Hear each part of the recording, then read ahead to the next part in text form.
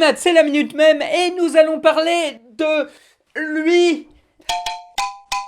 Le cat jam, ou cat vibe, ou vibing cat, est un mème de type musical dans lequel un chat balance la tête sur le son d'une musique donnée. Né au début du mois d'avril 2020, il a fait un retour en force durant le mois de novembre de la même année. Autant le dire tout de suite, ce qui m'a intéressé dans ce sujet, c'est que j'ai retrouvé des interconnexions avec d'autres mèmes internet. L'occasion pour moi de vous faire une sorte de double, voire de triple minute mème en une.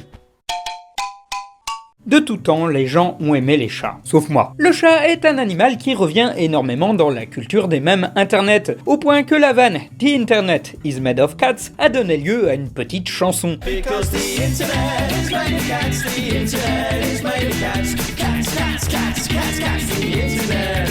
Et alors qu'on pensait s'être débarrassé de ceux qu'on a appelés les lolcats lorsqu'ils sont passés de mode, il y a toujours des petits nouveaux pour repointer le bout de leur museau. Vous connaissez la chanson, on le chasse par la porte, il revient par la fenêtre. En l'occurrence, alors que la mode des vidéos de chats sur YouTube décline, les voilà qu'elles arrivent sur TikTok. C'est en effet le 15 avril 2020 que le TikToker québécois Mick Laggy a posté une vidéo de son chat en train de kiffer quelques notes de la chanson I Wanna Dance de Jonas Blues.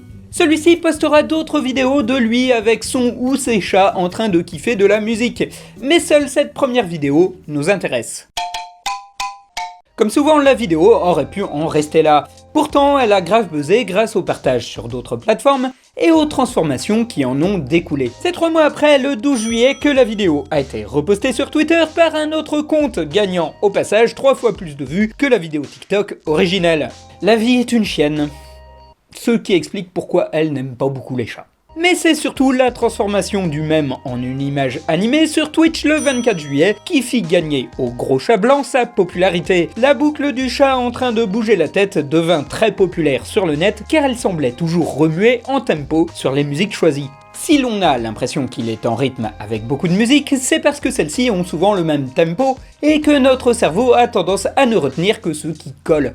J'avais expliqué cet effet proche de la pareidolie dans la vidéo que j'avais faite sur le trailer de Smash Bros il y a 2 ans.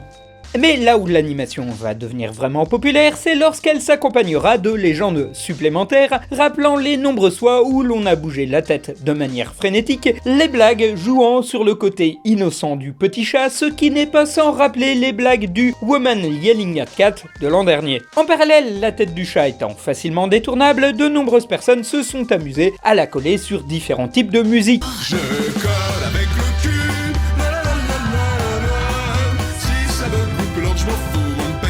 Et le 14 octobre, le compte CatVibes2 arrive sur Twitter afin de les recenser, ce qui permet de voir le chat danser aussi bien sur des tubes célèbres que des trucs moins connus du rap ou la prière de Paula White.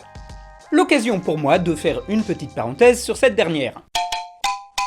Nous sommes dans la nuit du 4 au 5 octobre 2020, lors de l'interminable dépouillement des votes de la présidentielle américaine. Lors d'un meeting, Paula White, celle qui est considérée comme la conseillère spirituelle de Donald Trump, se met à entamer une sorte de prière publique enflammée où celle-ci invoque des anges afin que ceux-ci viennent apporter leur force à celle du candidat Trump.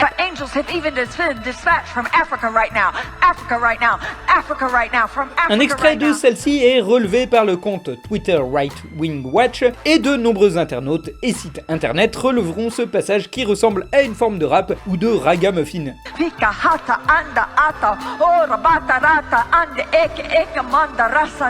Et puisque ça ressemble à du rap, pourquoi ne pas en faire ? Ainsi, dans la journée du 5 novembre, de nombreux internautes s'amuseront à accompagner cette prière enflammée d'une instru souvent tirée des morceaux de rap les plus célèbres. Le tout parfois accompagné de notre ami le Vibing Cat. A noter que certains petits rigolos se sont aussi amusés à lui rajouter un truc dans la main. Ça reste avec l'affrontement entre Donald Trump et le comte Van Conte, l'un des rares mèmes liés à la fin de la présidentielle américaine, et j'avais envie d'en parler avant qu'il ne tombe totalement dans l'oubli. Du reste, la vidéo la plus célèbre associe la figure de notre ami le Shaki Jam avec un musicien de rue turc. La vidéo originale date du 28 décembre 2018 et le musicien en question s'appelle Bilal Goregen. Et oui, ça n'est certainement pas comme ça que ça se prononce. À vrai dire, à chaque fois que je prononce un mot dans une langue étrangère, que j'essaye de bien faire ou pas, je reçois des tonnes de commentaires pour me dire que mais non, c'est pas comme ça que ça se prononce. Or, ça m'arrange plutôt d'avoir plein de commentaires, vu que ça fait remonter mes vidéos dans l'algorithme de YouTube. Donc si j'écorche du turc, du finlandais, du japonais dans la suite de cette vidéo, sachez que c'est à moitié volontaire. La vidéo montrant Bilal jouant dans la rue passe inaperçue pendant un an jusqu'à ce que le 16 octobre sur Twitter, un internaute du nom de @babywood ajoute une petite anime girl en train de danser à côté de lui. 2 jours plus tard, un autre internaute, Wona Maewa, lui répond avec l'ajout du Vibing Cat et à partir de là, le mème explose. L'idée étant encore une fois que ça colle assez. Le chat est suffisamment flou pour qu'on ait vraiment l'impression qu'il soit sur l'avant-plan. Alors évidemment, si on y regarde de plus près, ou si on a un peu de jugeote, on n'y croit pas. Mais lorsqu'on scrolle entre deux mèmes dans la petite fenêtre d'un téléphone portable, ça fait illusion. Mais encore une fois, c'est l'ajout de phrases par-dessus la vidéo qui va faire exploser la popularité du mème. Ainsi, le 21 octobre, un Instagrammeur utilise le montage pour faire une blague proche de celle dite de Dad and the Dog. Papa ne veut pas de chat à la maison, pourtant 2 jours plus tard, papa et le chat s'éclatent comme des fous. L'image deviendra un canevas bien pratique pour montrer 2 personnes ou 2 concepts qui ne sont pas censés s'entendre et qui au contraire se rejoignent. Le 1er novembre, Goregan va reprendre les mèmes dans lesquels il est utilisé et les posté sur sa page YouTube, accroissant très vite son nombre d'abonnés et le nombre de vues sur sa petite reprise finlandaise. Car contrairement aux apparences, il ne s'agit pas d'un petit chant traditionnel turc, non, ce morceau est finlandais et s'appelle Jevan Polka. Jevan Polka, ou Levans Polka, littéralement la polka d'Eve, est un titre du groupe a cappella finlandais Luotuma. Elle doit sa célébrité à un oignon japonais, à des sonneries de téléphone portable et au 2e épisode de Bleach. Ok, c'est fouillé un peu dit comme ça, mais je vais tout remettre dans l'ordre. Tout commence dans la Finlande du XVIIIe siècle. J'ai toujours rêvé de dire cette phrase.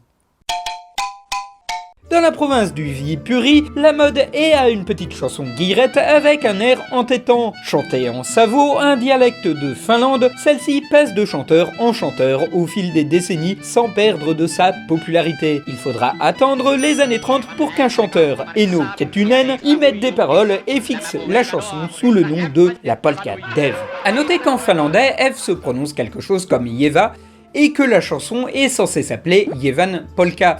Sauf qu'une confusion entre un I majuscule et un L minuscule a fait que pas mal d'étrangers l'ont retranscrite en Levan Polka, voire en Levans Polka pour les plus anglophones. La chanson raconte l'histoire d'une jeune fille, Jeva, qui est emmenée par un garçon de son âge danser la polka, malgré la désapprobation de sa mère. À leur retour, les 2 tourtereaux se font engueuler par la mère de Jeva, mais c'est trop tard car selon le garçon, ils resteront ensemble pour toujours. Leur lien étant scellé à jamais grâce au pouvoir magique de la polka.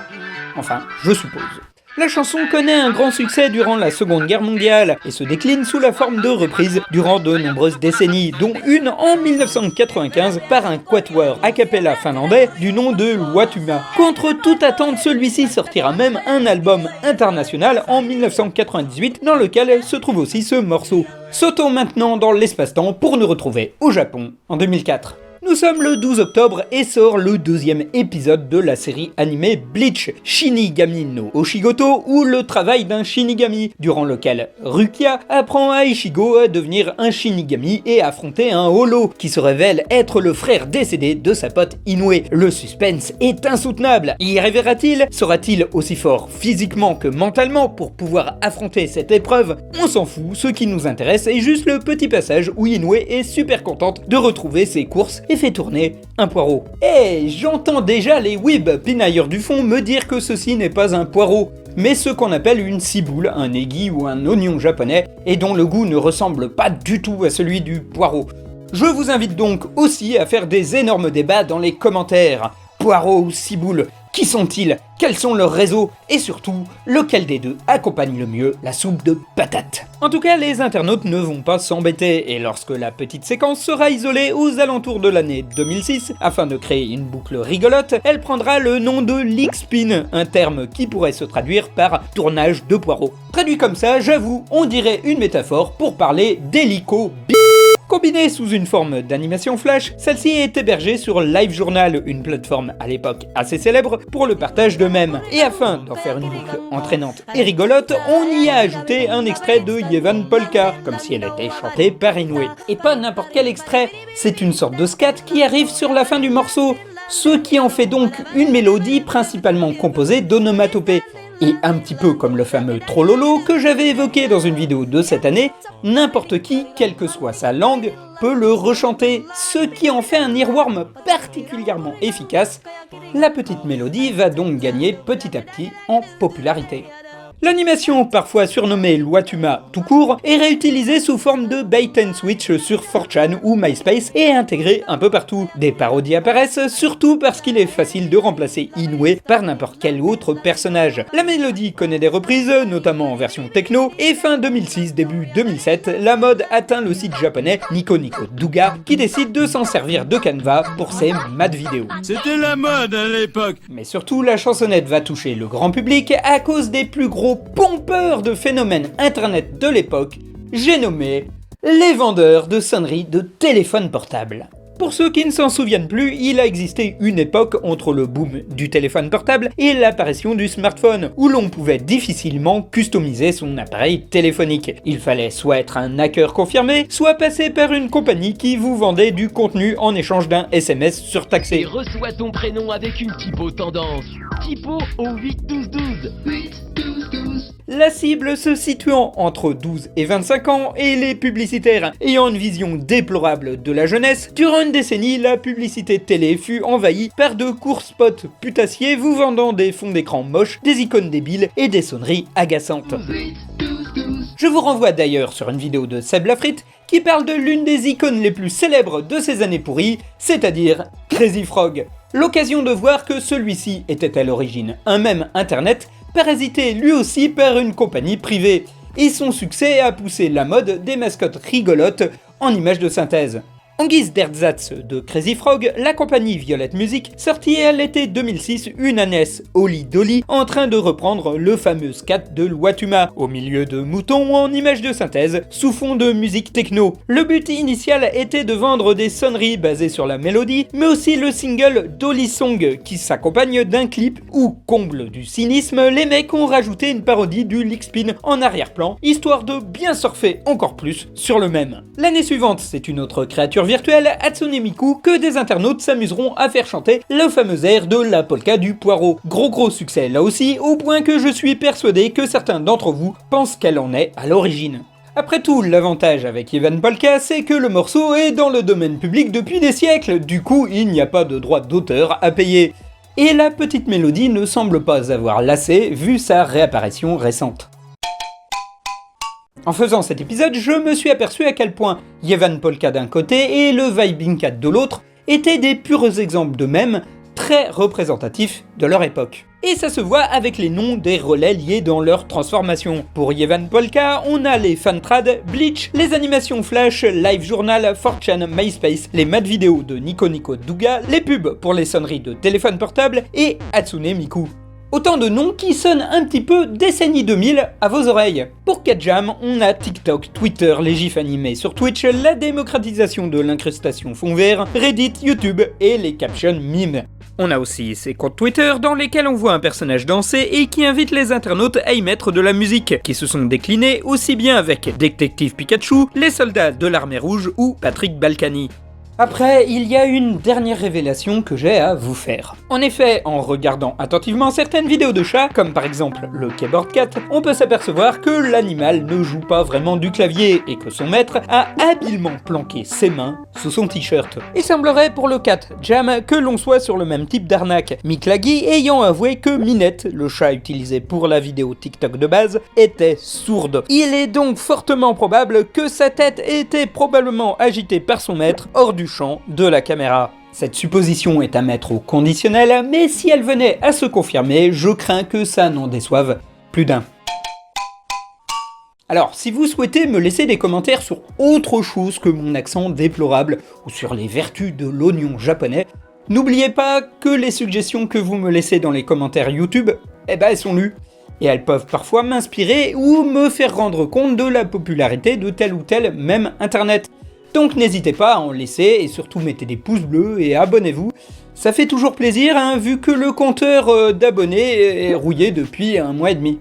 En même temps, vous allez me dire, ça fait 1 mois que j'avais pas posté de vidéo. Ouais, je suis toujours sur l'écriture de mon prochain bouquin, et j'ai pas grand chose à raconter, vu qu'on est en période de confinement, et que la dernière convention à laquelle je devais aller, c'est-à-dire la Retro Geek, a été annulée à cause du Covid-19. D'ailleurs, ceci laisse une tombola. Donc si vous souhaitez les soutenir, c'est une petite convention de l'Est de la France, bah voilà, n'hésitez pas, je mets le lien dans la description. Et si vous souhaitez aussi me soutenir, moi, je vends mes livres sur mon blog lachroniquefacile.fr, ce qui fait un cadeau sympa qui, pour le coup, n'enrichira pas Amazon, hein. Tout est centralisé depuis mon appartement, c'est moi qui reçois les commandes, c'est moi qui vous les envoie.